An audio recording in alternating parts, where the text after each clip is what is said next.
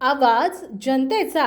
घरकुल योजनेच्या खऱ्या लाभार्थ्यांची आर्थिक पिळवणूक करणं, आधी दाम नंतर काम हे समीकरण अवलंबून आजपर्यंत मालेगाव पंचायत समितीमधील घरकुल लाभार्थी काम आणि झालेल्या कामाच्या बिलासाठी मरमर करताना दिसतायत। तर आवास योजनेअंतर्गत होणाऱ्या घरकुलाला घरघर लागली आहे। मालेगाव पंचायत समितीला अनेक मुद्द्यांना भ्रष्टाचारांचा कळस गाठलाय। याबाबत मालेगाव तालुका उद्धव बाळासाहेब ठाकरे गटाचे तालुका प्रमुख उद्धवराव गोडे यांनी पंचायत समिती गटविकास अधिकाऱ्यांना निवेदन दिलं आहे।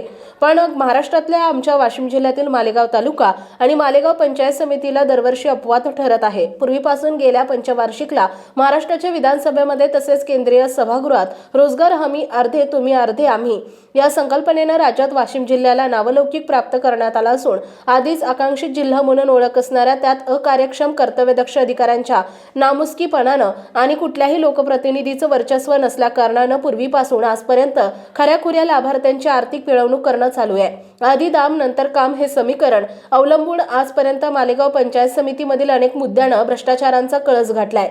याबाबत उद्धव ठाकरे गटाचे तालुका प्रमुख उद्धवराव गोडे यांनी ओम बाजड यांच्याकडे असलेल्या गावातील बोगस घरकुलाची चौकशी करण्यासंदर्भात गटविकास अधिकारी पंचायत समिती मालेगाव यांच्याकडे निवेदन दिलंय।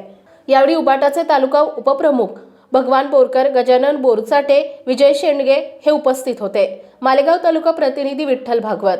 आपल्या परिसरातील बातम्या आणि ताज्या घडामोडी पाहण्यासाठी आजच आमच्या ABK न्यूज 24 चॅनलला सबस्क्राईब करा आणि बेल आयकॉनवर क्लिक करा।